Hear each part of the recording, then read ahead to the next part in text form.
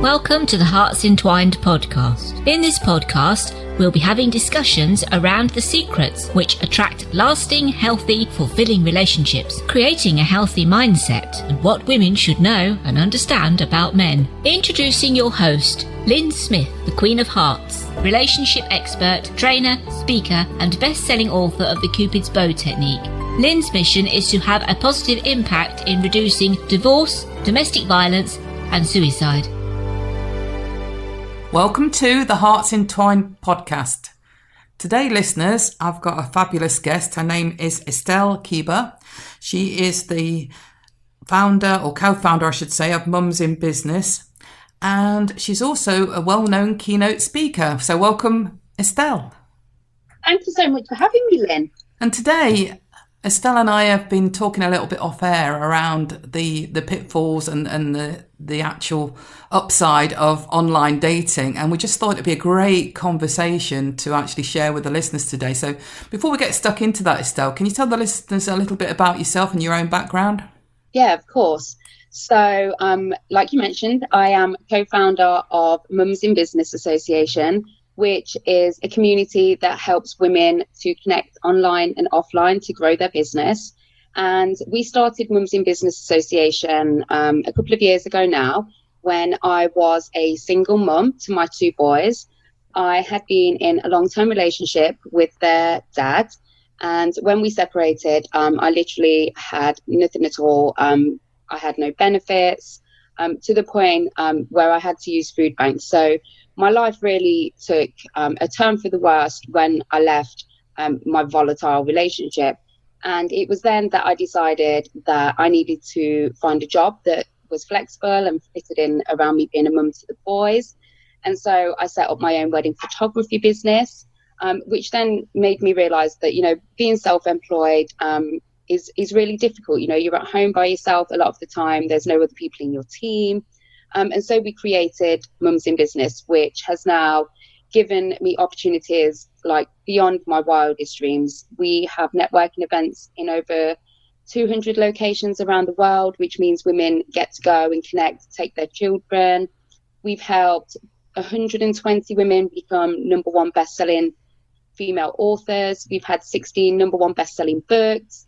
I'm flown around the world to speak about Instagram.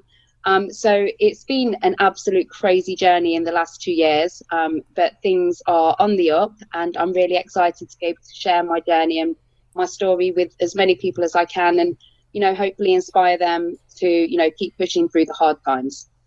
Excellent. Well, that's wonderful. I'm really, really happy you shared that, Estelle, because, you know, that don't we sometimes think when we're going through challenging moments that, you know what, you're going to stay there forever, but it's always only temporary, isn't it? There's always going to be a silver lining at the end of the day.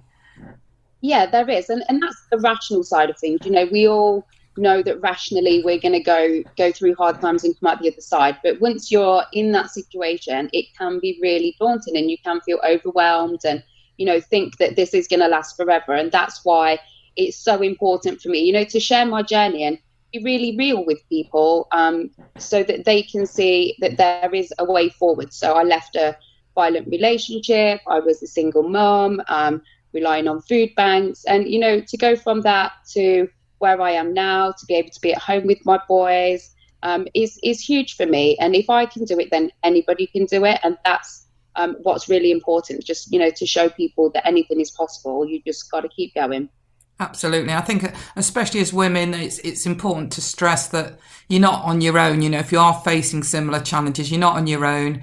And it's lovely to give somebody hope that they can actually overcome a similar situation, isn't it? Yeah, definitely. And that's what our Facebook community is all about. We've grown to 52,000 women now within the main Facebook community. And the whole point of that community is not just for business and, you know, to grow your network. It's to connect with other women who are going through exactly the same things, because unless we talk about them, people aren't aware. They think they're going through these things by themselves. And I know, like, for me, like you discussed at the beginning, internet dating was something that I felt a little bit embarrassed about to start with, until I actually started talking about it and realizing how many other women that were very much like me were going through the same things. Excellent. Well, thank you for sharing your background and your success story around how you've turned things around for yourself. Obviously, what topic we've decided to discuss today is very much fitting in with our themes of love, dating and relationships. So first of all, can you tell me what challenges you faced initially when you started online dating? Okay, so I had no idea where to start. That was the first thing. My friends were encouraging me to go onto dating sites. I didn't really know, if I was ready. I'd been separated for a long time, hadn't really been on the dating scene, and obviously had no idea. I'd never used internet dating before, because when I'd met the kids' dad, internet dating wasn't really a big thing then, and we met through mutual friends. So it was really daunting to start the process. And there are lots of different dating apps and websites out there. And I did go through a few because I just couldn't seem to find something that fit well with me. It was quite a weird one because can we mention the different dating apps? No. Right, okay. So there was a certain dating app that I found was very much for more sexual hookups. Yes. So if you were looking for somebody to go out and have some fun with on a casual basis, then that would be a good app. But for me, when I went onto that app, I was like blown away. I was like, oh my God, these people are messaging me, asking me what colour my knickers are, and all these random things. And it just was not for me. And that put me off massively to start with. And I thought, oh my God, everything is going to be like this. They're all just creepy guys that, want things from me that I don't really want to give. So I came off the app, and it was a little while before I tried something else. I went onto another app that, again, I just didn't feel was right for me. And it took a while for me to actually really get involved in, like, even though I was on the app, I wasn't really actively looking for a date because I was still very standoffish. And I, very cautious as to even going on a date. Like, as many people will know, if you're, you've been in a relationship for a long time, it's really scary going back into that environment of dating. So I was very wary about that in the first place. But eventually, I did actually go on a date with a guy who I thought was great at the time. So what actually happened then? Because I know that, through our previous off-air discussions that you had some daunting, shall we say, experiences that I think would be helpful to share with listeners, as well as the upsides, which we'll discuss later on. Yeah, of course. So as many people will know, that once you start going on these dating apps and you're getting responses from people, it's really nice, if you've not been out and about. So for me, the reason I was using a dating app was because I'm super busy doing my job. What time I'm not doing my job, I'm spending with my kids. So there wasn't the opportunities for me to go out and mix with the opposite sex. So when I started obviously getting these messages, I think people need to be aware that, when people start paying you attention, it does feel good, and that's not a bad thing for you to, accept these compliments. But what is important is to bear in mind that, not everyone is as they may seem. So I met, I won't mention their name, but I met a person online who I ended up having probably like 2.5 month relationship with. I was traveling down to see him. He was based in London. I was here in the UK, in Leicester. And to be honest, everything was amazing. He was successful, or so I thought. So he let me think. We went to nice places. He took me to meet his family. But just little things started, not sitting right with me. And I think this is one of the things that I really want to, stress to people. If something doesn't feel right, you've got a reason to feel like that. It usually comes from somewhere. So when I started to have my doubts about, is everything this person is telling me is true, they kind of reversed it. And they were like, well, why don't you trust me? And this is why I've not been in relationships, because, and it was really a case of, wow, I'd gone into internet dating, a very strong, independent, outspoken woman. And all of a sudden, I was being made to feel like I was attacking him, which I knew I wasn't. But in the back of my mind, he was making me think, actually, am I wrong? Am I just being overprotective of myself? And the thing is as well, there were people on the outside that saw the signs. Yes. So I had friends and I had my sister telling me, this is all moving very fast. And this was very much on his part. So that's another thing to think about. If you meet somebody and, they're going at a lot faster pace than you are ready to be going within that relationship, don't feel bad to say, this is not right for me. I want to take a step back, because at the time I felt like I was just all consumed. He was all of a sudden he had become a massive part in my life, and I didn't understand how. It just happened. So what were those, sorry to interrupt, Estelle, what were those signs or red flags that either, your external friends or family saw and you felt obviously intuitively uncomfortable about? Well, now don't laugh, because this is something now looking back that I feel like, how did I fall for this? But what you have to understand is some people are very manipulative and you don't see it. When you're involved and you like somebody, you don't want to see those bad signs. So this guy told me that he had written songs for Paolo Nutini and many other big name artists. He had invented some sort of petrol pump that Tesco now use. Now that sounds absolutely freaking out of the world, doesn't it? Really, invented a special petrol pump. But he even took me to the offices of where he worked. But from the outside, my friends and family were like, wow, this is all a little bit, way out there. All of a sudden, you've met this guy and he's super professional, and he took me to see this huge multi-million-pound house that he was in the process of looking at buying. And it was just all seemed too good to be true. And as we all know, when things seem to be too good to be true, they do tend to be.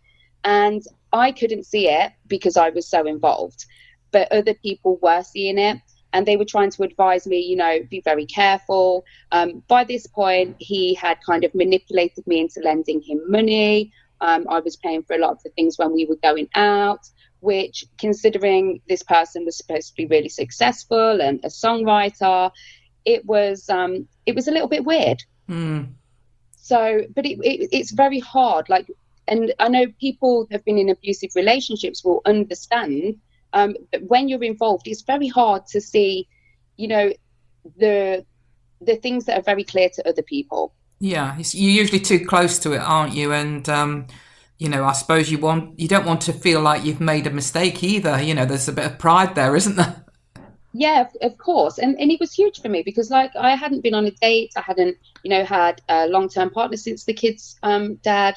So it was, like you say, a little bit of pride as well. But it got to a point where I just had to accept it to myself that this guy was a fraud and that he wasn't the person that I thought he was. So what brought things to a head then, Estelle?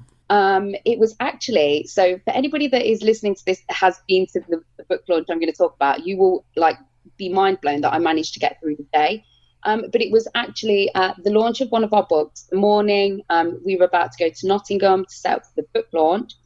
I'd had a discussion with the guy a few days before and said, I'm moving house over the weekend. The money that I lent you, I'm going to need back. Which he'd said, yep, that was fine. But then it was excuse after excuse after excuse as to why he couldn't give me the money back. And again, lots of really emotionally blackmailing kind of ways, I will get the money back from my mum. She doesn't have a lot of money, but I know that she will give it to me because she really liked you and she wouldn't want you to be out of pocket. It was, again, very manipulative. And this had all been triggered because I'd confronted him and said, I don't believe certain things that you're saying. And he reacted in a very volatile way and tried to make me feel like I was the one attacking him when, he was super defensive. And it was at that point I realized, this is definitely not what I want. And I just wanted to a clean break. I just said, you've got until the end of the week. I'm moving house. I need the money for the deposit. So we'll leave it at that, and I will speak to you on Friday. And Friday morning came, and I'm running around trying to sort the kids out, and we've got a book launch happening in Nottingham. And that morning I've texted him and said, I can't see any money in the bank. What's happening?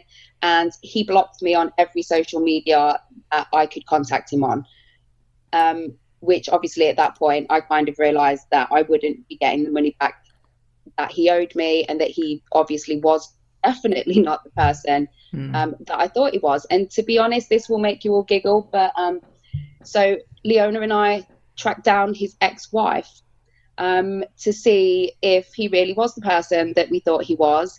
And it turned out that he is a huge compulsive liar, that this has been going on for a long time, and his ex-wife was not shocked at all by what we were telling her.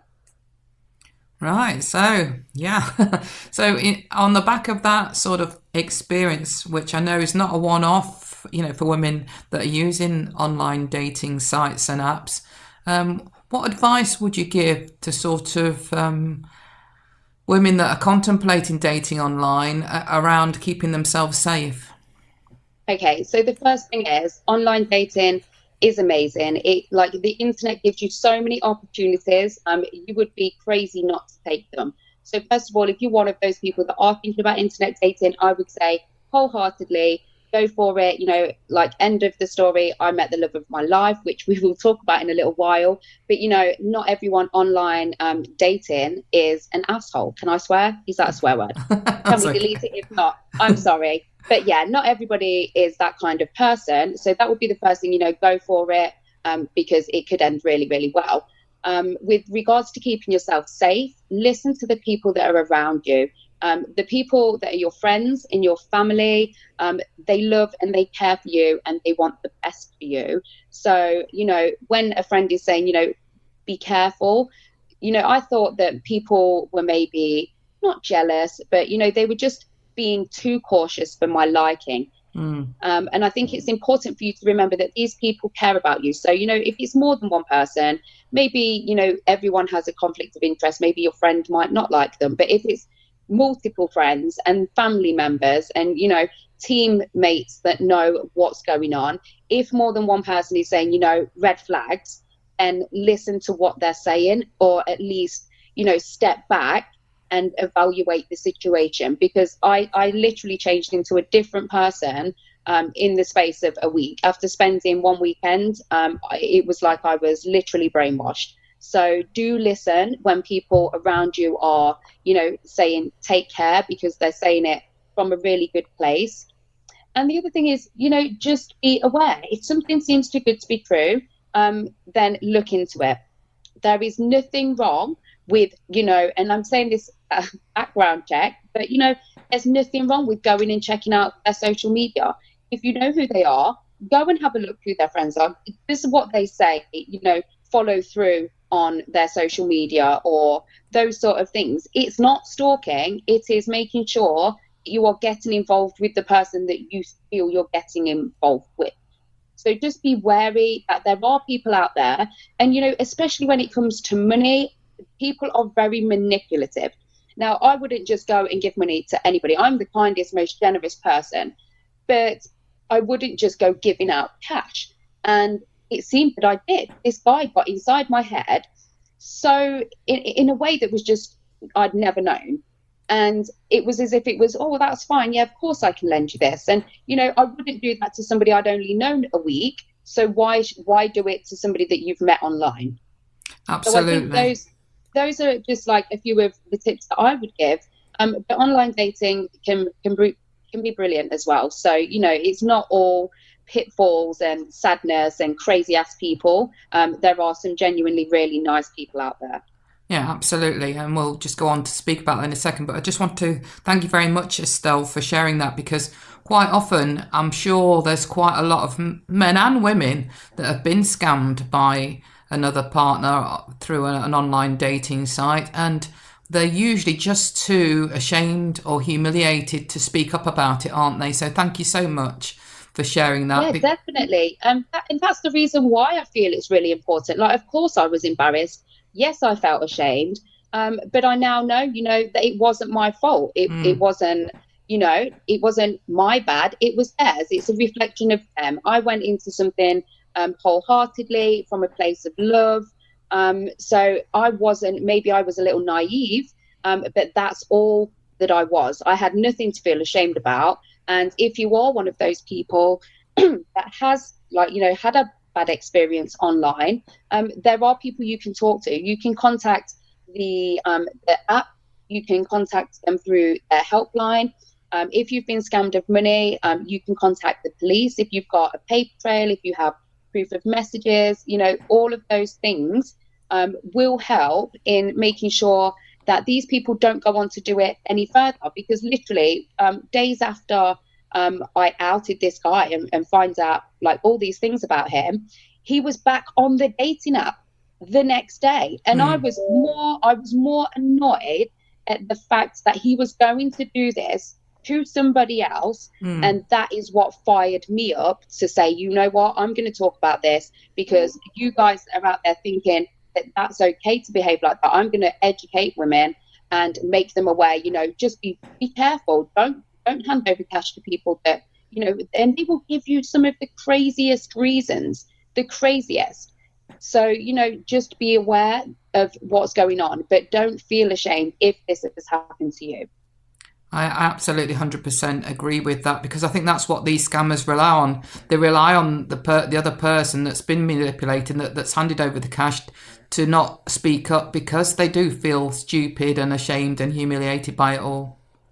Yeah, definitely. I think it's like any person that's gone through abuse. Your perpetrator knows if you're feeling ashamed, you're not going to talk about it. They're going to get away with it. So it's really important for women and men to stand up, speak about it and report it. Definitely, 100%. So moving on from those bad experiences that I'm sure, a lot of people are going to be grateful that you've shared and have been genuinely vulnerable and sharing that with us, Estelle. What was the upside and the positive outcome to your online dating experience? Okay, so after the goddamn awful experience of meeting that horrid person, I actually thought, that's it. I am not doing online dating anymore. I was just getting messages from people that I wasn't really into dating, and I was ready to give up. But then I spotted this cute guy and I thought, oh, he looks so nice. I'm going to drop him a message. So I did. And we went for our first date on the 1st of February 2019. And since then, we have pretty much been inseparable. Chris asked me to marry him not long after we met. And we are now getting married in May. And we're buying a house together. We are super, super happy and excited. Our kids have blended really well together. We've now got a family of 6. So yeah, there has been a happy ending. And that's all thanks to the dating app that we met on. So what would you say was the defining thing that made you sort of give it another go, if you like, and sort of end up risking, I suppose? I think it was because I knew that, let's think about this rationally. You're going to meet people that are not very nice in every walk of life, whether you're in the workplace, whether you're out in the, just the wide world. There are going to be people that are not very nice. But that doesn't mean that you should shut yourself off from everyone. So, if you go into a shop and an assistant is rude to you, it doesn't stop you going shopping anywhere else. So I think that was what it was. I had a kind of rational chat with myself and thought, not everybody is going to be like this. You could be wasting an opportunity of finding someone really nice, but, you're never going to know if you don't try. So that was what pushed me on through to staying on there. Excellent. So would you say that there was any trust issues initially that you needed to overcome, or were you just happy to sort of still open your heart and just chalk up your previous experience to just that, a previous bad experience? No, I was very closed off when we met, but I explained to Chris about what had happened prior, so he was aware. And he said from day one when we met, he was like, I'm going to marry you. And I was like, hell no, you're not. And he knew I was going to be a challenge, and he knew that I wasn't just going to let my guard down easily. And he was okay with that. And he said, I'm glad that you're like that, because, I'm going to prove to you that I'm different. And it did take a little bit of time, and I was probably a little bit cold-hearted and hard towards him. I made him work for it at the beginning. But yeah, I'm really glad that I did. And, I'm working on it still now. It's a trust issue, I guess, that, it makes you realize that people are not always what they may be online. And I think this is the same. It's not just necessarily dating. I think it's anything online. People can be whoever they want to be. So in any sort of aspect of meeting people online, you just need to, have your wits about you, but don't judge everyone by someone else's standards. Excellent advice, Estelle. Thank you so much. So if our listeners want to get in touch with you to find out more about what you do and maybe get involved in Mums in Business, what is the best contact information you can share with them? Okay, so you can find the Facebook group Mums in Business Association if you just search that. But if you wanted to connect with me directly, you're probably best to go to my Instagram, which is Estelle Keeber Official. Excellent. And for any other social media contacts, I'll make sure, as always, that the listeners have got all your contact information contained within our show notes. So on that note, Estelle, I'm going to wrap up this episode and thank you once again for being so open to sharing your story. And I think it's going to be hugely beneficial to listeners to hear your experience and know that there is light at the end of the tunnel, even after that horrible experience. Yeah, my pleasure. Thank you so much for having me on, Lyn. You're very welcome. So, as always, listeners, I like to share at the end that true love starts with opening our hearts. And I know that with Estelle, it probably took a little bit longer to get there. But you know what? At the end of the day, she's getting married in May. So there is always there is always the upside. Thank you again. And thank you, listeners, for listening. Goodbye for now. Thanks for listening to the Hearts Entwined podcast. You can follow Lyn via the Facebook group Two Hearts Entwined, or search Lyn Smith, inspirational speaker, at LinkedIn, or email lyn@hearts-entwined.com. That's LYN@hearts-entwined.com. Remember, true love starts with opening our hearts.